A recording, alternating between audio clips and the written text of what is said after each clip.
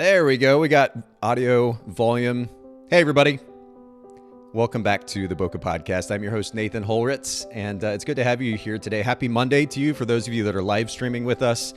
It's good to have you here as well, and please make sure to take advantage of the opportunity to ask questions, to comment, to join in the conversation today as you partake in this live stream with us. It's one of the major benefits, so don't be shy. Join in the conversation, ask questions, ask our guest questions. We're getting into an interesting topic today as well.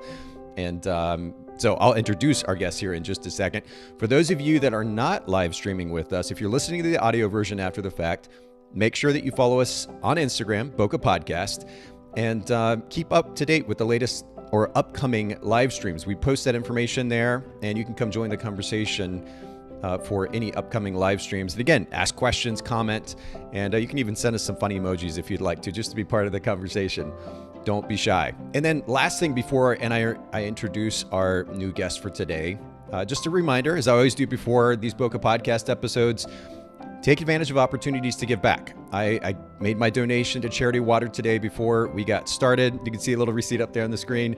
And again, I just do this to encourage everybody to look for those opportunities to give back. We're all pretty lucky, relatively speaking. And I think that means then that we should look for opportunities to give to those who may be in need in some form or fashion. It's amazing how a little bit of money can go a long way. So look for those opportunities in your local community or through various organizations. All right. I'd like to introduce a brand new guest today. I don't know what it is. Like post weekend, I'm fumbling around. Hopefully I don't push too many wrong buttons. We'll get this thing going. I want to introduce our brand new guest today. Elora Viano is with me. Elora, thank you so much for coming to hang out with me and not only be a brand new guest on the podcast, but bring an interesting topic that we really haven't touched on a whole lot. Oh, thanks so much for having me. I'm really excited to be here. Well, it's a privilege to have you here. I saw you take a deep breath. I know you're a little bit nervous, but you really don't have to be. I'm not too scary.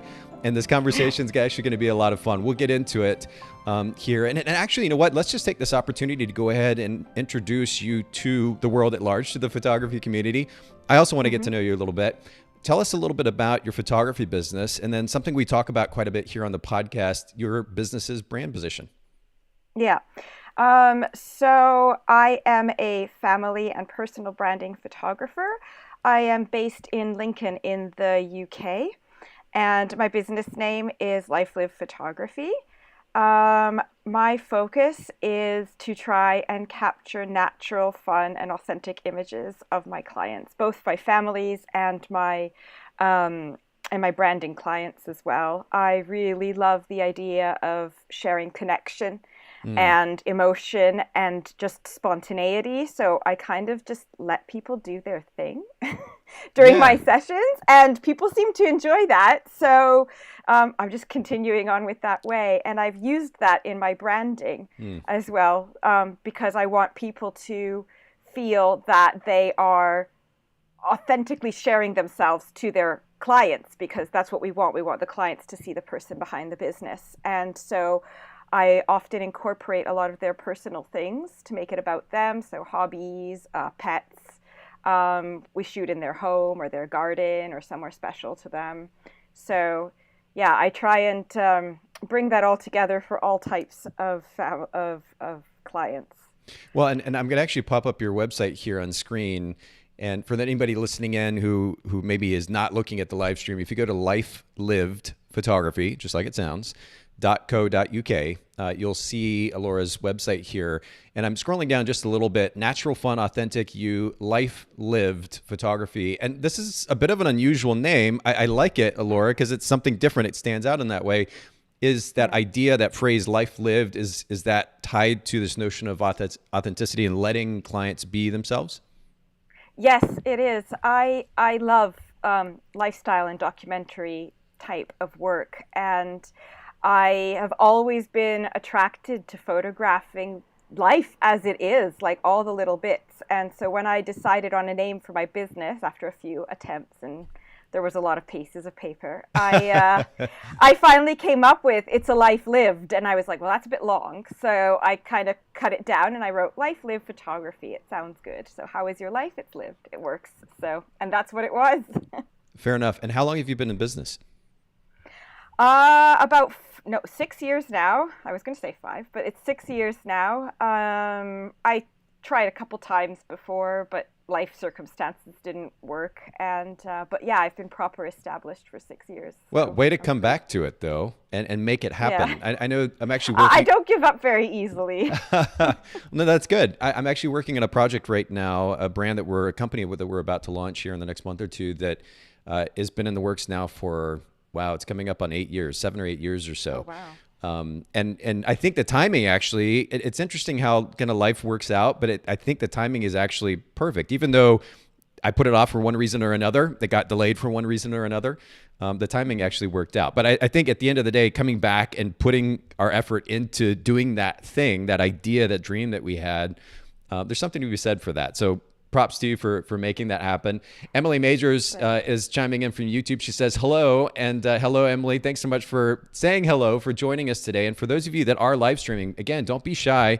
Join in the conversation, ask questions as we get into the topic at hand. And we are going to be talking today about, we've titled this 365 Days to a Stronger Business. And I'll just leave it at that because I want to tease it a little bit. We'll come back to that topic here in just a second. But Emily, let's actually jump to the next point of conversation and question from your experience as a photographer now for 6 years. What do you think is the most important principle behind the customer experience that you provide? So when I started the business, I had this idea that you had to be very detached and professional from the client, that it had to be some sort of fancy, really, I don't know, organized experience. Uber formal. And Yeah. yeah, and I didn't like it. I didn't feel that my clients and I were connecting properly. And so then one day I just said, you know what, screw this. I'm just going to be me. And so I started to share personal things, frustrations, life as a mom, life as a business owner, just me, sharing pictures of me, sharing pictures of my family, the cat, everything, and these stories. And so I have found that my clients and potential clients seem to really respond to that. And so when they call and when they inquire, sometimes they'll even mention something that I've shared on my Facebook or my Instagram. And I just kind of approach it in a very relaxed way. And I think a lot of people are starting to appreciate that. So yeah, I guess they seem happy with my very chill way of doing business. Yeah, for sure. I think chill. I mean, we're beyond. One of the interesting things that the internet and then of course social media has done is it's kind of taken us behind the scenes of various professions and the lives of those who we previously may have lifted up on this crazy pedestal, and helped us realize that everybody's just kind of the same as us in one way or another. We're all human beings at the root level, right? And so this idea that we need to put on some type of facade is certainly not necessary anymore. Or I don't know that it was ever necessary, but it's certainly not as common anymore as it was, say, like 20 years ago or 30 years ago. Yeah. The flip side of that, though, is I think, and we've talked about this on the podcast before, I want to get your take on this. I think that some people have kind of gone to the opposite extreme now, and they just kind of put everything out there under the guise of transparency or vulnerability or being themselves. And frankly, I mean, as I scroll through Facebook feeds of various people over the years, it's just a bit much, to say the least, at times. Yeah. So I'm curious what your take is on this. I mean, I understand the priority of putting yourself out there and being super personable. What's the balance from your perspective of putting yourself out there for the sake of being able to have a better connection with clients and maybe putting too much out there? What do you think? I try not to put too much. I do share things like, things I think a lot of people could relate to. So like on my branding page and for my branding clients, maybe I'll share, like, oh, is it just me who's like fighting over tax returns today or something like that? Just things that I know that they will also feel that maybe they might want to share as well. And then for the families, it's family, so I share a few mom things without going into too much detail. And I also share things like places I've been and things that are cool to see around the area, because I think that also helps the families to, actually discover something, and it's kind of useful. But yeah, I do stop at certain things. I don't have everything out there. No. And I think I do have my personal boundaries still. Thank you. Yeah. Well, and I think there's something to that, right? I think, and part of where I've seen this go is that photographers, again, under the guise of being vulnerable and transparent, put a lot of their personal baggage out there. And it's there for certainly their fellow photographers to see, but it's also there for their clients to see. And there's a certain weight that, whether it's conscious or subconscious, these individuals put on those that follow them to kind of prop them up and carry them, encourage them, and hold their hand along the way as they're dealing with these various things. And there's obviously something to be said from support of fellow human beings and helping get through our stuff. But I think that it really is the more appropriate place for that is with close friendships. And a lot of those conversations really aren't appropriate. Doesn't seem like the right word, but I don't think it's the place to put them out there on Facebook and Instagram and expect people to not only absorb that, but then help carry us through these various situations that normally a close friend or family member might offline. That's my take, but what do you think? I agree. Like on my business page, I share, some things, but I don't share everything. And then if I have a complaint about, the industry or something, I'll share it in like a private photographers group or with some of my photographer friends and just have a moan and a rant, because we all need to once in a while. But I would never do that. Yeah. Like on the business page, why would I knock someone else? That's just bad.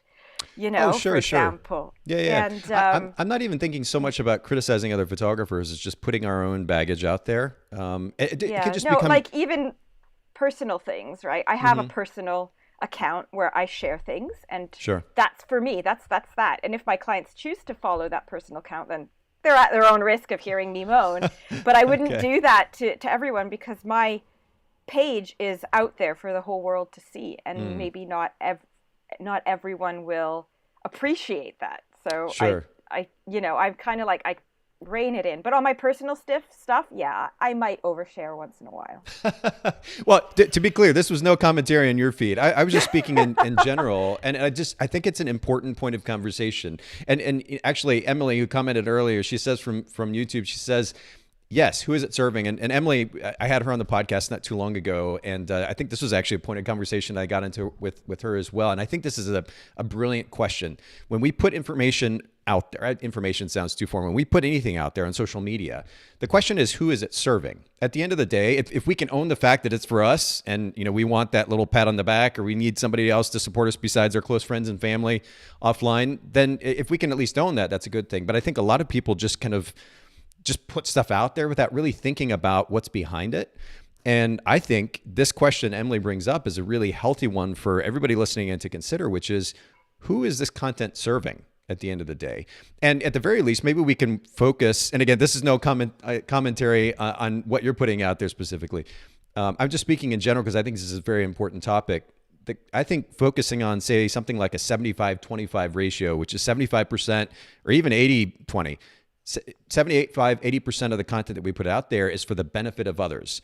And yeah, sure, maybe occasionally we post something for our own sake, but that it's skewed toward serving somebody else or to our broader audience.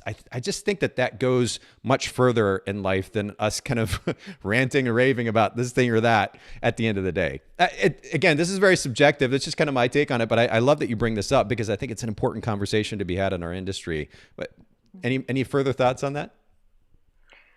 No, not really. I mean, everyone has their own personal limits and boundaries, and I think that they'll respect that. But I don't think people should put stuff out there because they feel they need to, like overdoing it, because they feel like, oh, this way people will know I'm human behind the, behind the business. Right. It could be too much. I think that there's a certain point where we got to put a wall up somewhere. Yeah. And I know that's going to vary from person to person. And again, I don't follow your individual feed closely. So this is not a commentary on your feed specifically, Elora. I'm just speaking in general because I think it's and maybe it's, speaking of selfish, like maybe it's kind of selfish for my own sake. It's something that I think about, like, what's the motivation behind what I do, what I say, not just on social media, but in individual conversations with somebody, whether it's through text or phone or Zoom or in person. what's the motivation behind that, and the psychology that's driving that? And I think a certain level of self-awareness behind the things that we say, whether in a public forum or in a private forum. I think it's really important to develop that kind of self-awareness. So a massive conversation for another day. We'll keep moving from here, but I appreciate you bringing up because it's really good food for thought. What important principle do you feel enables you to better manage your time for the sake of finding some type of a balance? So you're not just working all the time. You can also have a bit of a personal life, not get burnt out along the way. I know we're going to talk about that some today. What is that principle or idea that drives your time management?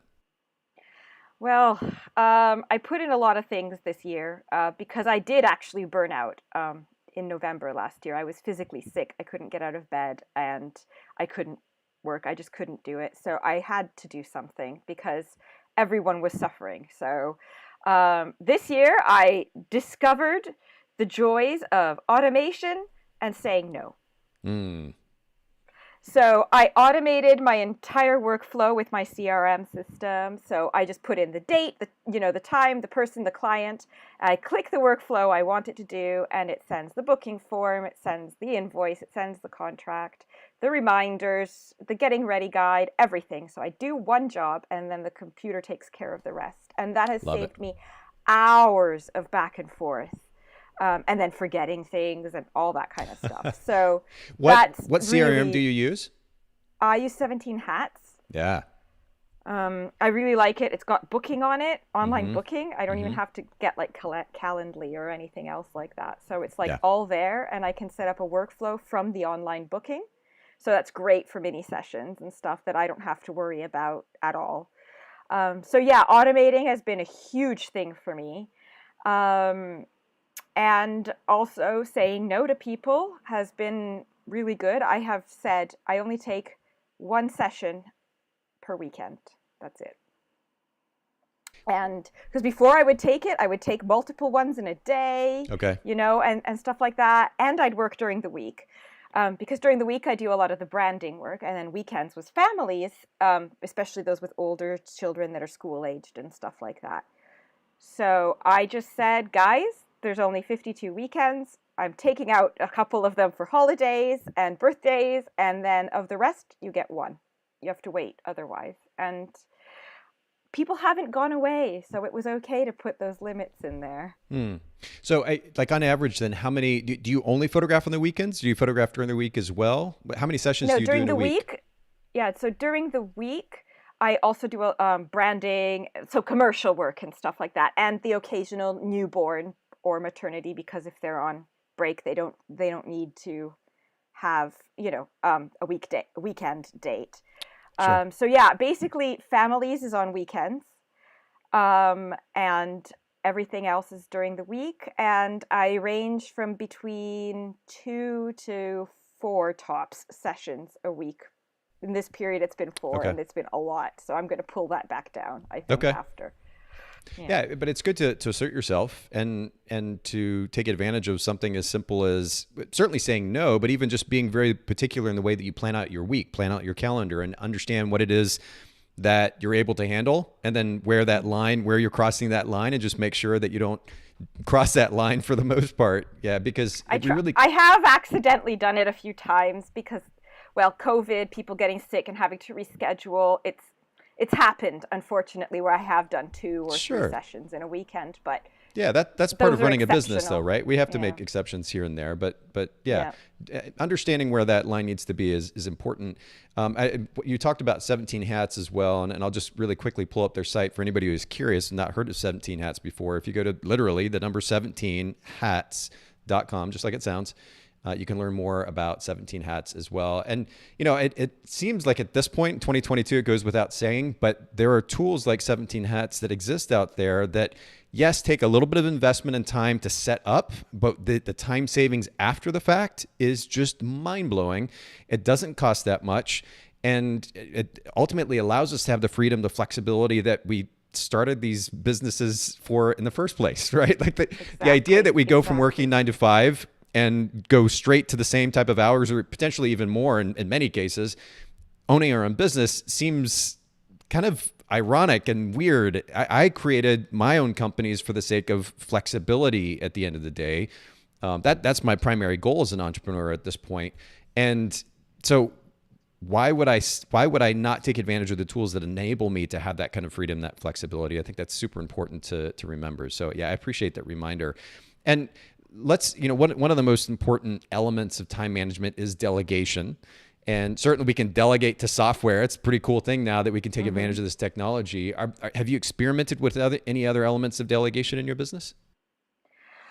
I struggle with that because I like to have my hands on everything. But I recently, in the last month, I got a VA, and I have delegated the task of taking care of social media stuff to her. And it's been amazing. I just type up the blogs and I send it to her, with the pictures and stuff, and say, post it. I want it posted, twice a week or whatever. Share it on socials. Here's a few little graphics and stuff like that. And she does it all for me. And that has been wonderful. So I'm definitely keeping her.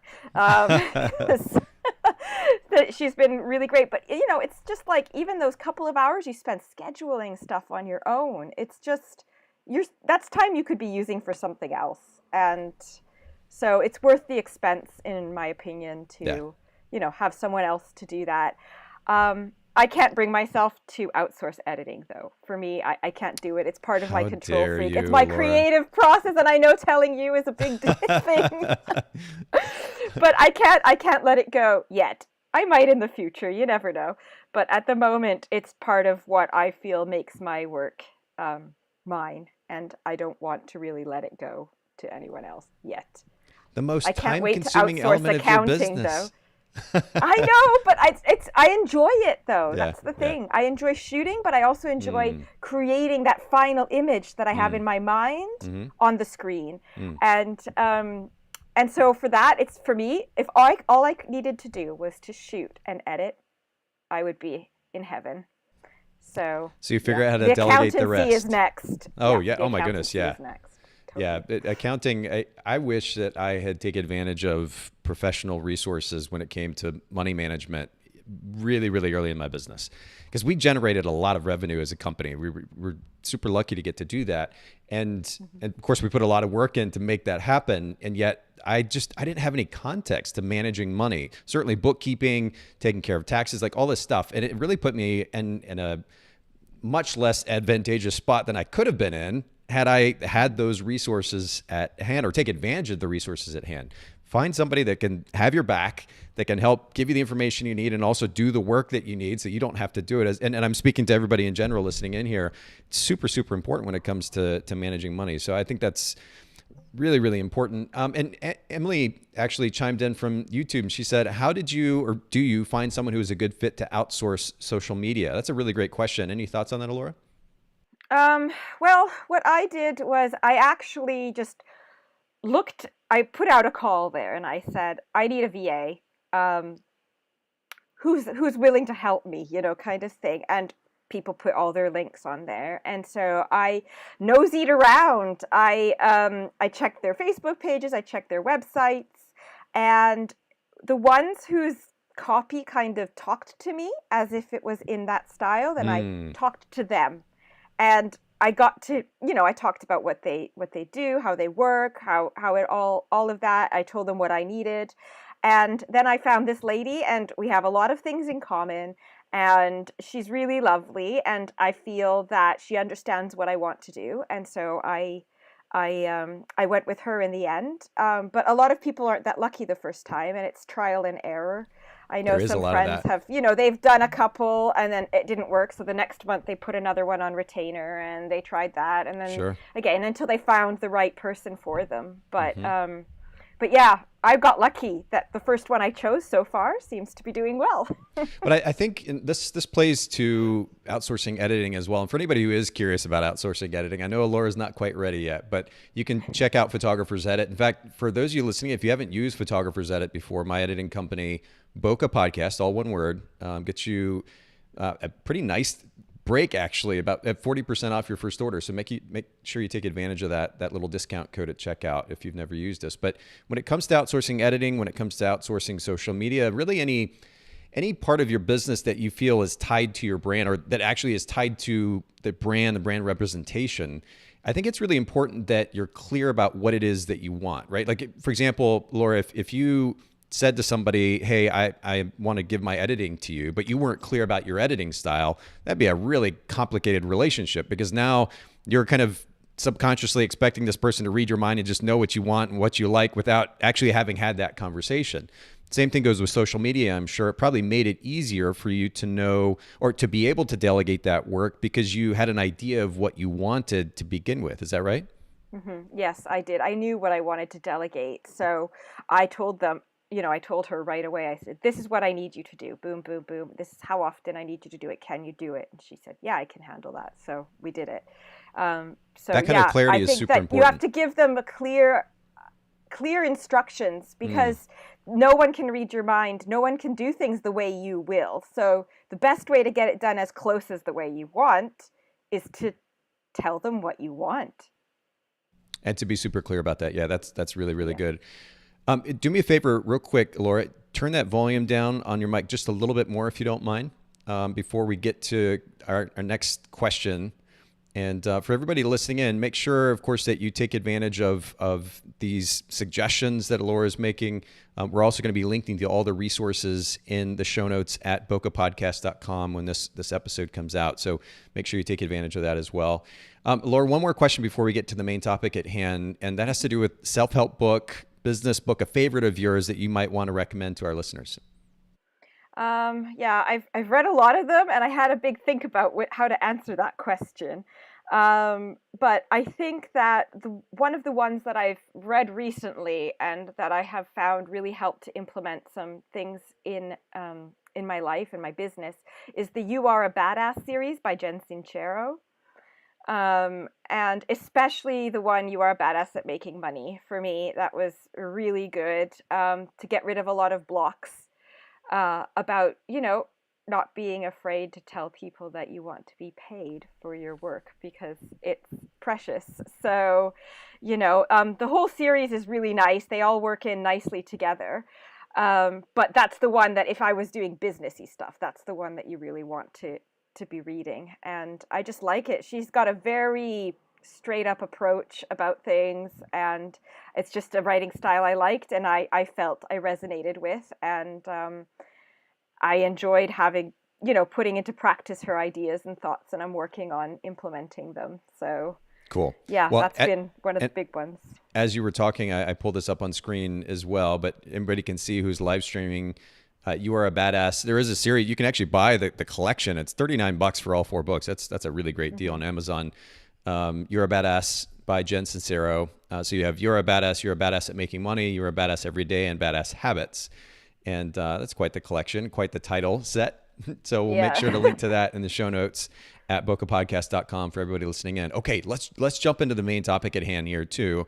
And we're going to be talking, the title of this episode is 365 Days to a Stronger Business. And what that is in reference to is a personal project that you started, Elora, this 365-day project. And I'm curious if you can just, for anybody listening in who maybe doesn't have full context as to what that even means, what that looks like, what that 365-day project even is, can you give them a little bit of context, a little bit of an explanation behind that?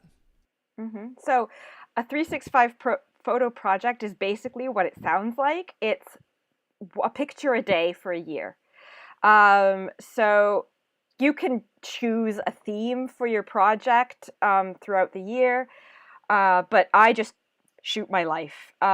So I take a picture every day, more or less, and of anything. So the kids, the cat, the landscape, flowers, bugs, anything in the streets, cool art I see, graffiti, just anything that is part of my life. And then I put it all together at the end of the year into a little slideshow to music, and I print out a little book of it. Okay. And that's a year of my life, a year of our life. And it's really lovely to just look back on it all together and see how much you actually do.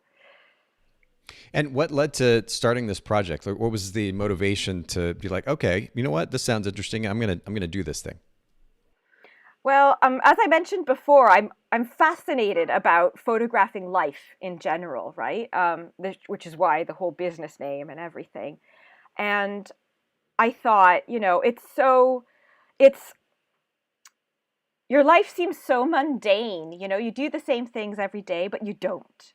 And one day you're not going to do that every day, and that's not going to be there anymore. And then you won't have any record of it. And for me, having that was one of the reasons behind that, especially from the moment I had kids. I tried to do 365s many times before, but failed for various reasons. And then finally, the push of having kids and stuff and wanting to do something for them as well, that really got me into actually sticking to my 365. So what would you say then? I mean, for anybody who's curious, they're like, what's the benefit? I mean, you talk about the personal benefit from it, but of course we're tying this to running a photography business. How would you say this has specifically benefited your photography business as well? Well, the fact that you have to pick up your camera every single day, your camera or whatever other thing you use, every single day really helps hone your skills. Like, you learn how to shoot in every kind of light possible, in every kind of weather possible. It allows you to practice things that you never maybe tried before, creative ways, shooting through things, copper pipes, all that kind of stuff, because you don't have to deliver it to a client. So you could practice. You can do a whole month of shooting through a crystal until you nail how to do it. Or you can do a whole month of double exposures until you figure out how it's done. Because it's your stuff anyway, so who cares? And by doing that, you really find your way into finding what you really like to photograph, how to photograph it, and your work just improves so much. I mean, the first year I actually completed it, I saw the pictures I took on the 1st of January and the ones that I took on the 31st of December, and the growth was insane. That's cool. Insane. And it came through in my client work because I found my way, I found my editing style, I found my angles, my shots, the ones that make you. And I found it, and it translated into my work, and the clients saw the change and they really appreciated it. So this is already super compelling to me because I'm like, you know what? I need to do this to step up my photography game for multiple reasons. But a lot of people will do this with their phone, right? They've got I'm holding my phone up for anybody who's just listening to the audio, but I've got my phone here. It's a pretty great camera actually, and I can just shoot with that. But you're talking about shooting with your so-called professional cameras, like your SLRs or your mirrorless cameras. I was going to go into that a bit later, but the reasons I failed the first time was because I insisted on shooting with my DSLR, and then I didn't want to carry it everywhere. I know. Got your body, you got a lens, it's heavy. Yeah. So as I transitioned into it, I accepted the fact that using whatever camera you have is okay. And it brings in its own challenges on its own. Yeah. So right now I shoot on my Canon 6D, my Sony a7 III, I have an Olympus Tough 5, and I have my iPhone. And I shoot on all 4 of them. Yeah. For different things and different times and in different places. And I can tell you this, I have learned so much about finding the right composition, light, and learning how to fiddle with your camera on your phone, that my phone photography has really improved so much. I didn't even know I could do that with a phone. I honestly, and it really helped me learn a lot. And that's stuff that then I can translate into using the DSLR, because it's kind of like, you can change the settings to have that kind of, the depth of field or whatever that the phone will give and the wider angle. Yeah. And you can use that in your client things and get more environmental portraits and all that kind of stuff. And I've seen that they like that. So yeah, it's a big challenge and it's a huge learning curve. So yeah, I do it with everything. That's good. Well, I think the variety is nice. One, learning to use a variety of tools for the sake of this project, which just makes you that much better a photographer. Because at the end of the day, you're learning how to use whatever the tool is at hand to take that, to capture that photograph. I also think that, like, I mean, especially now, these phones have been with their cameras have been good for years now, but more than ever, they're absolutely amazing. They're going to continue to get better even this year. But really, the only difference that we're talking about between these things and, I'm pointing to the DSLR that's actually filming me right now. The difference is just a few things, right? One, I mean, certainly the control of depth of field through the lens, the speed of the lens, we'll just call it. Two, the amount of information in an image that's being captured. Of course, the size of the sensor has a big effect on that. And then three, the ability to affect noise, or to be able to capture an image in low light without a ton of noise. Yeah. I would say those are the three kind of biggest differences. At the end of the day, we can take amazing photographs, and have, again, been able to do so now for years with these things. So I don't think that their significance can be minimized. And if we're able to take a great picture with a phone, how much better an image potentially could we take with a quote unquote fancy camera, right? So I think that's great that you're taking that variety approach. Let me get back to the conversation though. So one of the, and I'm taking notes here, one of the biggest benefits you mentioned was the opportunity to hone your skills as a photographer. That was the first benefit to your business. What's the second one? The fact that I was able to share some personal work as well with my clients. It goes back to what we were talking about earlier about being honest with them and stuff, and sharing things with them. So the fact that I can share personal work with them, and even like when I do self-portraits, I'm like, hey, this is me, and this is what I actually look like, and pictures of me with the kids, or us, playing out in the garden on a hot day or whatever. It helps them to connect. And I've realized that even when I get a new inquiry now, especially if it's someone who's been following the socials a little bit, I actually have them, they'll call me up, they'll ask some questions about the session, and then I'll mention something, and I'm like, oh yeah, I saw that you did that, and that was really something I'd like to incorporate, or something like that in my session. And they convert like so fast. Something that I never had to do as much before. So I feel that by creating somehow this connection with the clients, they already feel they know me, and that they'll be happy with me and my work. Interesting. I've found that the conversion rate is so much higher now. It's like I get the inquiry, and I would say about 85% of the time I get the client. Wow. Okay, that's really impressive. I know. I kid you not. I'm so shocked, and it's happened just in the last couple of years, and I can't figure out another way of saying that it's that, except for the fact that it's part of the 365. I have no idea, or people are just awesome now. I don't know. Or maybe you're just awesome. It could be as simple maybe as that. I am. Okay, cool. So we've got, first of all, the first benefit, and again, I'm just taking notes old school here with the notebook, but the opportunity to hone our skills as photographers. Second is the opportunity to share personal work with clients, which, side benefit, it's a big benefit, is that it helps improve conversion of a potential client to an actual client. What's the third and fourth points? The third and fourth points are that somehow sharing my personal work put me in front of unexpected opportunities that I never would have expected. So before, I mentioned that at the end of the year, I create my own little book, little album of my 365 project. And I shared that I made it on social media. And I found myself contacted by a large book publisher person, Blurb. I don't know if you know them. Yeah, absolutely. So Blurb contacted me because I tagged them, because I used them to print my book. And they said, hey, would you like to become part of our influencer campaign for this month here, and we'll pay you? And I was like, yeah, of course. And so I found that I actually became an influencer.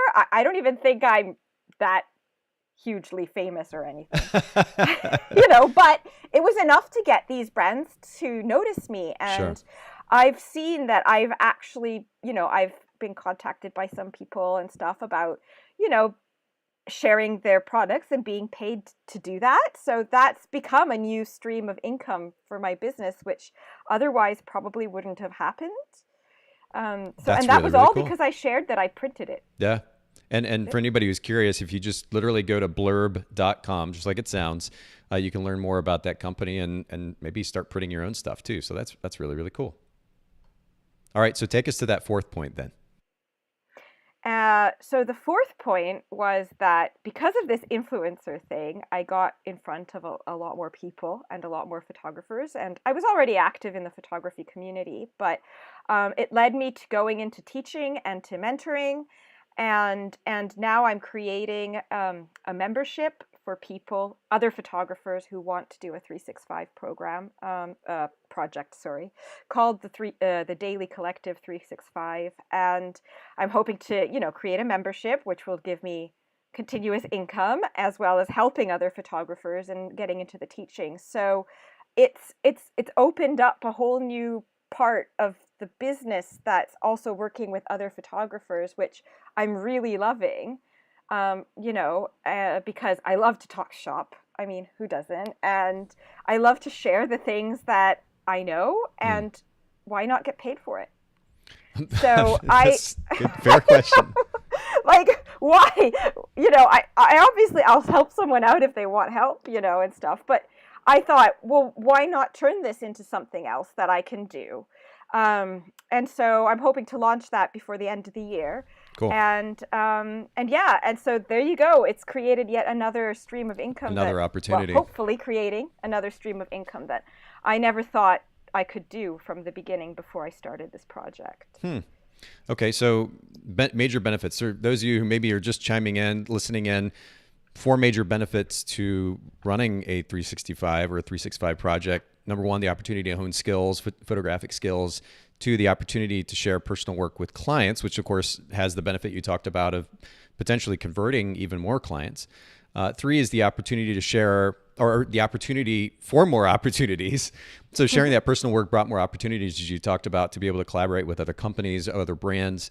And then 4, the opportunity to teach other photographers. And that's a pretty interesting, so many photographers are going to the education space right now. And so one of the things that as photographers, we have to be careful about if we're going to go that direction is to create something that is different than what all these other photographers already offering courses are creating, right? Because everybody's like, it was almost like a gold rush that started happening like 3 or 4 years ago, maybe 5 years ago. Everybody's like, oh, online courses. I hear about these 2 or 3 photographers making, hundreds of thousands of dollars a year. I'm going to do that too. And everybody's getting on board. So one of the challenges, much like in the photography industry, when there's so many photographers, one of the challenges in offering education to photographers is that we actually offer something that's different, that stands out, that's unique. And this is certainly unique. I've not heard any photographers talking about offering a course like that. So that's pretty cool. Oh, okay. There you go. Yay, that's a good sound. That sounds good already. For sure. Okay, so let's talk about practical application though. What are, for those photographers listening in who are like, okay, this is pretty compelling. I'm curious to start this myself. And I'll raise my hand with that. What are the most important steps? You actually told me ahead of time that you've got 5 steps to share with our listeners to get started with a 365 project. What are those most important steps? So, I mentioned one of them already, about using a camera that you have with you. Don't get so obsessed with creating an Insta-worthy image or having to make a piece of art every day, because you're going to fail. There is no way any of us has the time to do that every single day, especially if we have our own business, like a lot of people do. You can't. Well, you physically can't do it. You can't make a work of art every day. Yeah. So when you say work of art, you're talking about holding yourself to such a high standard that you won't take that picture because it's got to just be perfect. Exactly. Okay. Because you're like, oh, the lighting isn't quite right today. Oh, I forgot my SLR or my mirrorless. And so I'm not going to take the picture. So no, you have a camera, you have a phone, you have a tiny pocket camera, you have so many different digital options to use, an iPad, whatever. Use what you have because that's the best camera, always. That's good. And by accepting that, and like this year, I've had like the last couple of months have been really super busy with work, and I haven't had time to lug my camera out everywhere. So I take my phone and we go to the playground with the kids after school. Take a couple pictures of them on there, have, while they're playing, I play around.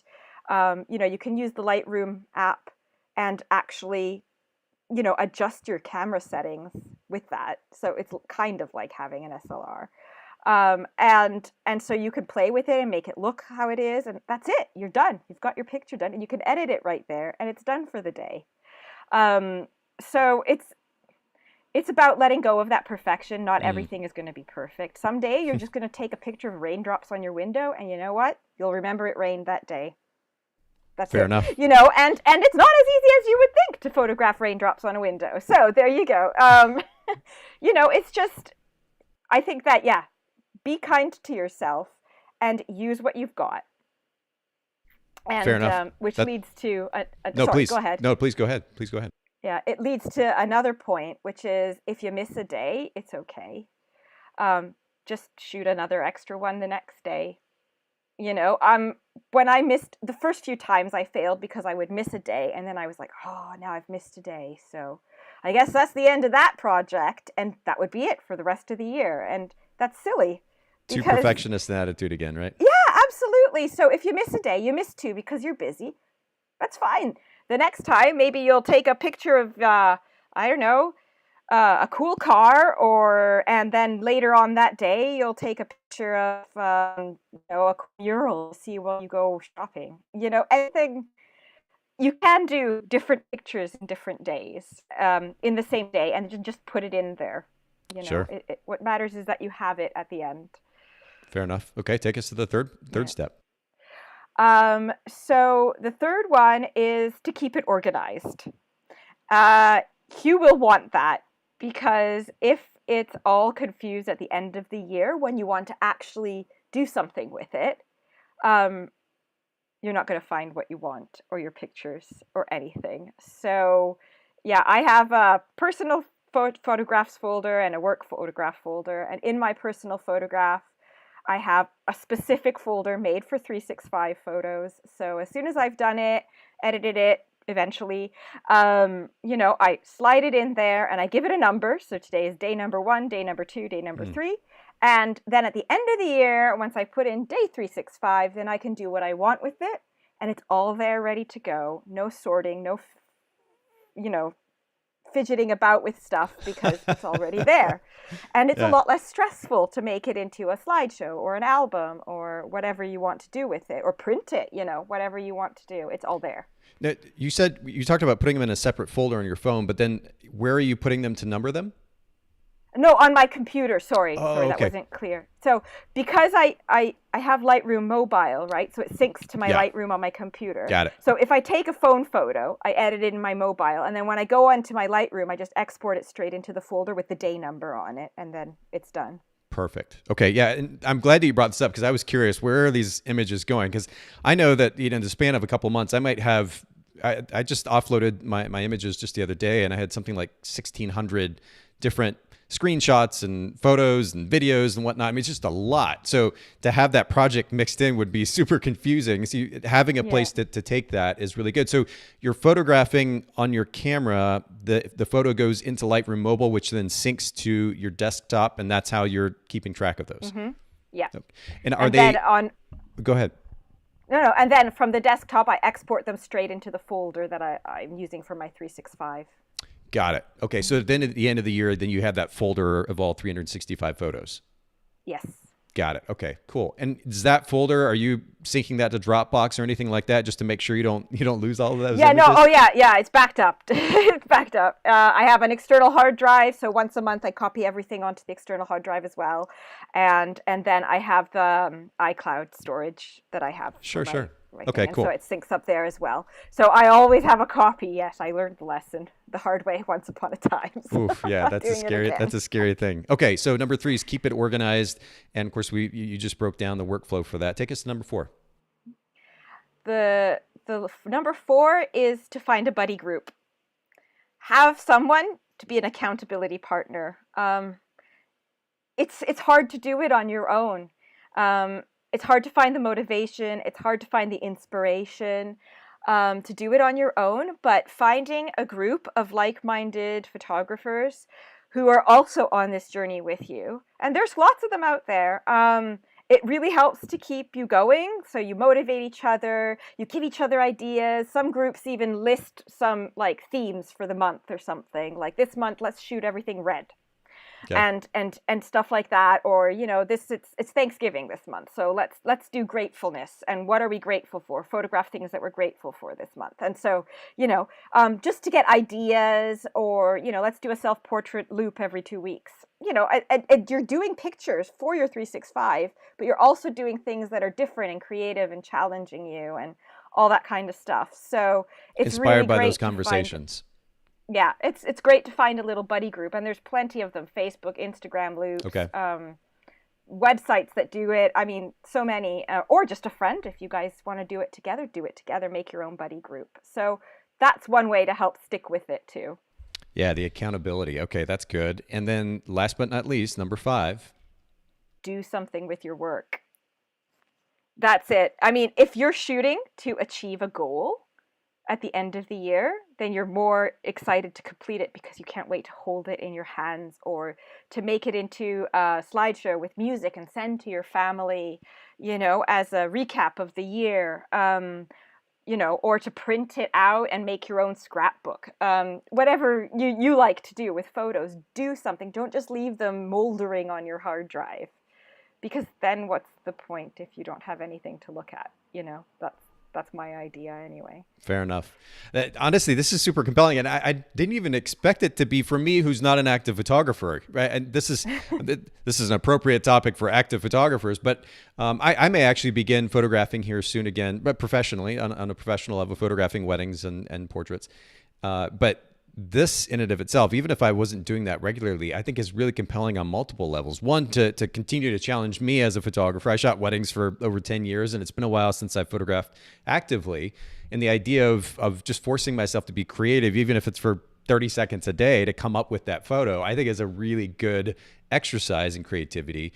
But even more so then, I mean, all the benefits that you shared earlier, not only the creative benefits, but ultimately the business benefits, it really, really compelling. So this has been a really fun conversation, Elora. And I really appreciate you making time to share with all of our listeners. Will you just remind them one more time where they can find and follow you online, your website, social media as well?